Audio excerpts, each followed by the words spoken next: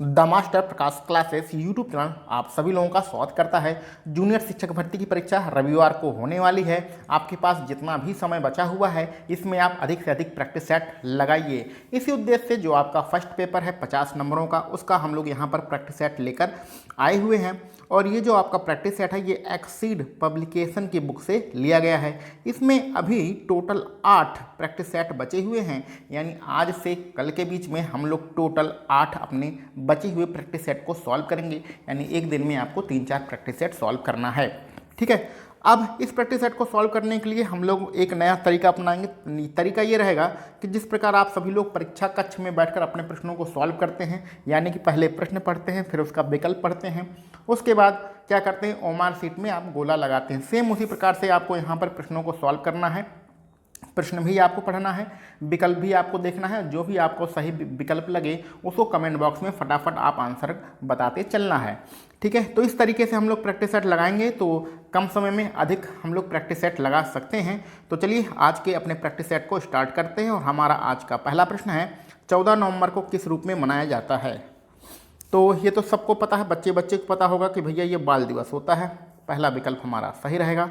दूसरा प्रश्न पढ़िए और आंसर बताने की कोशिश कीजिए। दूसरे प्रश्न में परजीविता उदाहरण किसका होता है? ऋणात्मक परिस्थिति क्रिया का होता है। यानी कि जो आपका पहला वाला विकल्प है, ये वाला पहला विकल्प आपका बिल्कुल सही रहेगा। आगे बढ़ते हैं तीसरे नंबर के प्रश्न पर। न्यूनतम वायु प्रदूषक कौन सा है? तो दिए गए विकल्पों में से सबको पता है इसमें जो हाइड्रोजन है ये सबसे अच्छा ईंधन माना जाता है, यानी कि प्रदूषण सबसे कम यहाँ पर होता है। आगे बढ़ते हैं चौथे नंबर पर। वह एकमात्र सेंचुरी कौन सी है जहाँ कश्मीरी महामृग पाया जाता है? तो कहाँ पाया जाता है भैया? चौथे नंबर के प्रश्न में आपका कश्मीर में दांती ग्राम जो है वर्ल्ड सेंचुरी पाई जाती है, यानी विकल्प भी आपका बिल्कुल सही रहेगा। पाँचवें नंबर पर चलते हैं। देखिए परीक्षा में आपके ज़्यादा समय बचा हुआ नहीं है, तो आपको कम समय में ज़्यादा से ज़्यादा प्रैक्टिस सेट लगाने की कोशिश करना है। तो इसलिए आपका भी समय बचे, हमारा भी समय बचे, इसमें यही कर रहे हैं कि प्रश्नों को भी आप स्पीड में पढ़ते जाइए, विकल्प भी पढ़ते जाइए, जो आपको सही लगे कमेंट बॉक्स में लिखते जाइए।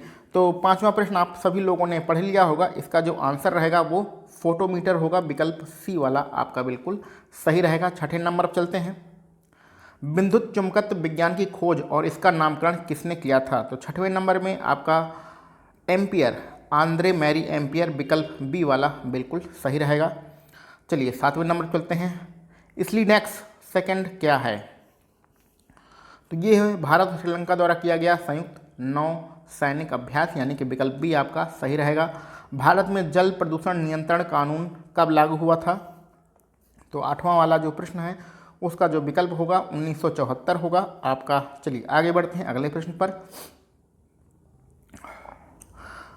तो 9वें नंबर में आपका क्या आंसर हो सकता है? प्रश्न आप लोगों ने पढ़ ही लिया होगा। तो पृथ्वी पर सर्वाधिक मात्रा में समुद्र है, इसलिए जो सामुद्रिक पारिस्थितिकी तंत्र होगा वो सर्वाधिक क्षेत्रफल पर फैला होगा। आगे बढ़ते हैं। रियो डी जेनेरो में संपन्न अंतर्राष्ट्रीय सम्मेलन कौन सा था? तो 10वें नंबर में सबको पता है संयुक्त राष्ट्र पर्यावरण और विकास सम्मेलन, पहला वाला विकल्प हमारा सही रहेगा। 11 नंबर में क्या आंसर हो सकता है आपका? जल्दी से बताने की कोशिश करिए। तो 11 नंबर में विकल्प सी आपका बिल्कुल सही रहेगा। 12 नंबर पर बढ़ते हैं। 12 नंबर में क्या आंसर हो सकता है? 12 नंबर में गलत नहीं होना चाहिए आप सभी लोगों का। 12 नंबर में आपका विकल्प बी सही रहेगा। 13 नंबर पे आगे बढ़ते हैं।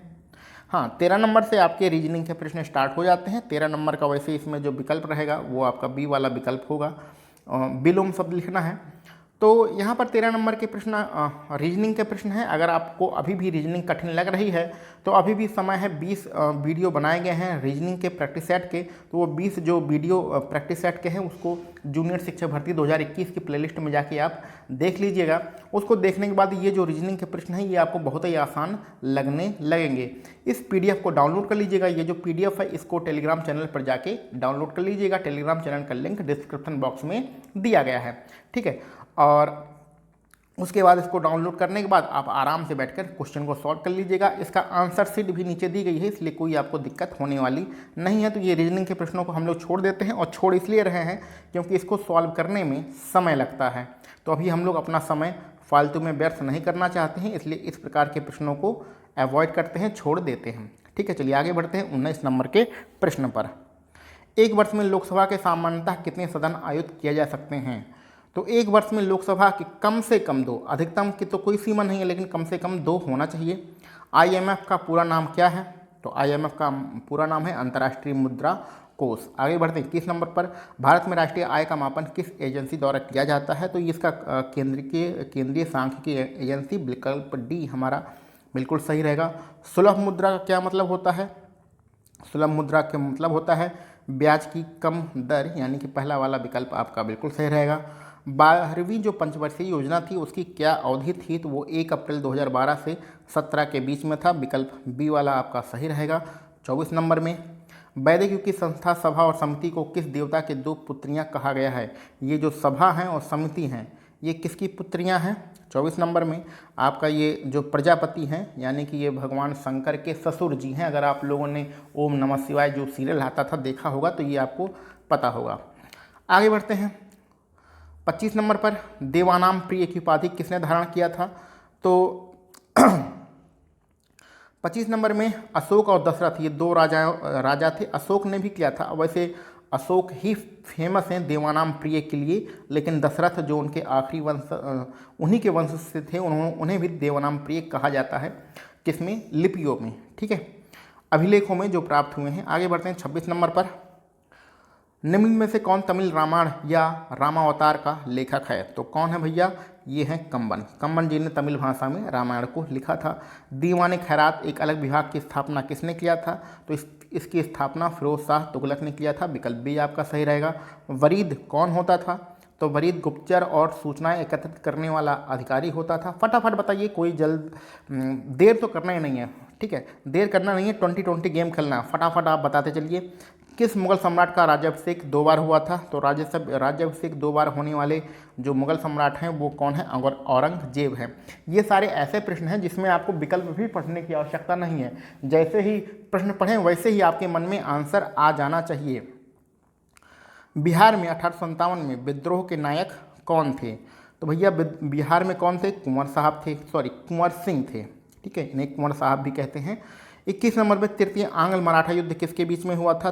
जो युद्ध से संबंधित कौन है? आंग्ल मराठा युद्ध से कौन संबंधित है?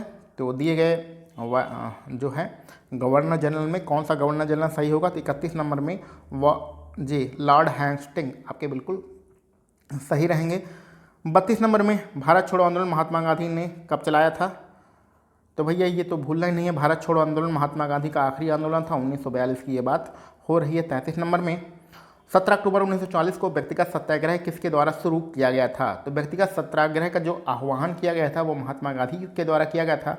और जो पहले व्यक्तिगत सत्याग्रही थे, हाँ, यहाँ पर पूछ रहा है ये किसने शुरू किया था? तो महात्मा गांधी ने शुरुआत किया था। लेकिन अगर ये पूछा जाए कि व्यक्तिगत सत्याग्रही कौन थे, तो पहले आचार्य विनोबा भावे थे, दूसरे नंबर पे पंडित जवाहरलाल नेहरू थे। तो इसमें 2 प्रश्न बन सकता है कि पहले और दूसरे व्यक्तिगत सत्याग्रही कौन थे? तो विनोबा भावे और पंडित जवाहरलाल नेहरू सही रहेगा। और किसने शुरू किया था? तो महात्मा गांधी आपका सही रहेगा। तो इस प्रश्न का विकल्प आपका ये वाला डी वाला सही है। ठीक है, चलिए आगे बढ़ते हैं अपने 34 नंबर के प्रश्न पर। तो 2018 का जो भारत भारती का पुरस्कार दिया गया था वो किसे दिया गया था, यही आपको बताना है। तो 34 नंबर में 2018 में भारत भारती का पुरस्कार उषा किरण खान को दिया गया था, विकल्प आपका सी वाला बिल्कुल सही रहेगा। आगे बढ़ते हैं अपने 35 नंबर के प्रश्न पर। सेवा मित्र मोबाइल ऐप किसके द्वारा तैयार किया गया था? तो 35 नंबर में आपका क्या सही होगा? ये श्रम विभाग के द्वारा तैयार किया गया था, विकल्प सी आपका बिल्कुल सही रहेगा। आगे बढ़ते हैं 36 नंबर पर। मुख्यमंत्री ने राजस्व विभाग के राहत आयुक्त कार्यालय द्वारा तैयार किए गए प्रवासी राहत मित्र ऐप का लोकार्पण कब किया था? तो 36 नंबर में ये 8 मई 2020 की बात है, तो ये आपका 2020 8 मई बिल्कुल सही रहेगा। ये सारे करंट अफेयर्स के आपके प्रश्न हैं। मार्च 2020 में मिशन विकास काशी प्रयागराज नया भारत नया उत्तर प्रदेश कार्यक्रम कहाँ पर आयोजित किया गया था? तो इसका आयोजन कहाँ पर? प्रधानमंत्री नरेंद्र मोदी के जो संसदीय क्षेत्र वाराणसी में किया गया था। चलिए आगे बढ़ते हैं 38 नंबर पर। नमामि गंगे मिशन के अंतर्गत 5 दिवसीय गंगा यात्रा का आयोजन कब किया गया था? तो इसका आयोजन आपका विकल्प ए 27 से 31 जनवरी 2020 के बीच में किया गया था। चलिए आगे बढ़ते हैं अपने ज्योग्राफी के प्रश्न पर। 10 डिग्री जो चैनल है वो किसको आपस में अलग करता है? तो सोच समझ के आंसर दीजिए। 10 डिग्री चैनल छोटा अंडमान और जो निकोबार द्वीप समूह है उन दोनों को अलग करता है, यानी कि ये आपका विकल्प बी बिल्कुल सही रहेगा। 40 नंबर बढ़ते हैं। भारत में वर्षा का आधिक्य होते हुए भी यह देश प्यासी धरती समझा जाता है, इसका क्या कारण है? तो इसमें आपका पहला, दूसरा, तीसरा तीनों कारण हैं, यानी कि हमारा विकल्प डी यहाँ पर बिल्कुल सही है। ये सभी भारत में हरित क्रांति कहाँ सफल हुई है? 41 नंबर में हरित क्रांति आपके पंजाब, हरियाणा, पश्चिमी उत्तर प्रदेश वाले क्षेत्रों में सफल हुई है, यानी कि विकल्प डी आपका बिल्कुल सही रहेगा। 42 नंबर पर चलते हैं। निम्नलिखित में से कौन सा कृत्रिम पोताश्रय, यानी कि पोताश्रय मतलब जो होता है बंदरगाह है, कृत्रिम बंदरगाह कौन सा है? तो 42 नंबर में जो चेन्नई वाला है ये आपका कृत्रिम बंदरगाह है। ठीक है, आगे बढ़ते हैं। भारत में चंदन की लकड़ी के लिए प्रसिद्ध राज्य कौन सा है? तो चंदन की लकड़ी सर्वाधिक मात्रा में कहाँ पाई जाती है? आपके कर्नाटक में पाई जाती है। विकल्प सी आपका बिल्कुल सही रहेगा। सूचना का अधिकार एक किस प्रकार का अधिकार है? तो सूचना का अधिकार एक प्रकार का कानूनी अधिकार होता है। आगे बढ़ते हैं। इसमें कौन सी समिति है जिसके बारे में ये सारी कथन लिखे गए हैं? 45 नंबर में प्रश्न आप देख लीजिए। तो यहाँ पर हमारा किसकी बात हो रही है? लोक लेखा समिति की बात हो रही है। पहले वाला विकल्प आपका बिल्कुल सही रहेगा। 46 नंबर पर चलते हैं। मुख्य चुनाव आयुक्त को पद से किस प्रकार से हटाया जा सकता है? तो 46 नंबर में आपका विकल्प डी संसद के दोनों सदनों के 2/3 बहुमत के द्वारा उसे पद से हटाया जा सकता है।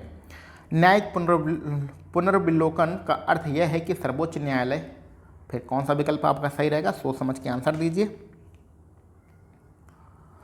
यहाँ पर आपका विकल्प डी वाला सही रहेगा। किसी भी राज्य के कानून को अवैध घोषित कर सकता है। 48 नंबर पर चलते हैं और इसमें मिलाना है आपको जोड़ा। तो कौन से कोयला क्षेत्र किस राज्य में है, यही आपको जोड़ा मिलाना है। तो पहले हम लोग जोड़ा मिला लेते हैं। माकुम कहाँ है भैया? एक मिनट, कभी कभी जल्दबाजी में गलतियाँ हो जाती हैं। माकुम आपके असम में है। नामचिक कहाँ पर है? ये आपके अरुणाचल प्रदेश में है। गिरिडीह कहाँ है? ये आपके झारखंड में है। और जो बचा है ये आपके मध्य प्रदेश में होगा। यानी कि सीधा सीधा क्रम मिल रहा है, जोड़ा मिलाने की कोई आवश्यकता ही नहीं है, सीधा क्रम आपके विकल्प ए में दिया गया है। चलिए 49 नंबर पर चलते हैं। कौन सा सुमेलित नहीं है, यानी कि जो जोड़ा इसमें गलत है वही आपको बताना है। इसमें चारों में से कोई एक यहाँ पर गलत है। और यहाँ पर जवाई परियोजना कहाँ पर है? तमिलनाडु में है। तो ये आपका गलत है, बाकी सब यहाँ पर आपके सही लिखे गए हैं। सिंधु जो नदी है उसका उद्गम स्थान कौन सा है? तो जो कैलाश पर्वत है वही उसका उद्गम स्थान है सिंधु नदी का, यानी कि विकल्प डी वाला आपका बिल्कुल सही रहेगा। कैलाश पर्वत की जो श्रृंखलाएं हैं वहाँ से सिंधु नदी हमारी निकलती है। तो विकल्प डी दिए गए विकल्प में हमारा बिल्कुल सही रहेगा। तो इस प्रकार हम लोगों ने अपने जो अनिवार्य प्रश्न पत्र है 50 नंबरों का उसके टोटल 50 प्रश्नों को सॉल्व किया है, जिसमें से रीजनिंग के प्रश्नों को छोड़ दिया है। उसको आप PDF डाउनलोड करके आराम से सॉल्व कर लीजिएगा। तो ये जो नया हम लोगों ने तरीका अपनाया है बाकी के बचे हुए 1 और 2 दिनों के लिए प्रैक्टिस सेट लगाने का, ये आपको कैसा लग रहा है इसको कमेंट बॉक्स में ज़रूर बताइएगा। क्या जो पूरे बचे हुए अपने 8 प्रैक्टिस सेट हैं उसे पूरा कराया जाए अथवा ना कराया जाए, इस चीज़ को भी कमेंट बॉक्स में आप बताइएगा। तो चलिए मिलते हैं हम लोग अपने अगले प्रैक्टिस सेट में। आप सभी लोगों को वीडियो देखने के लिए बहुत बहुत धन्यवाद।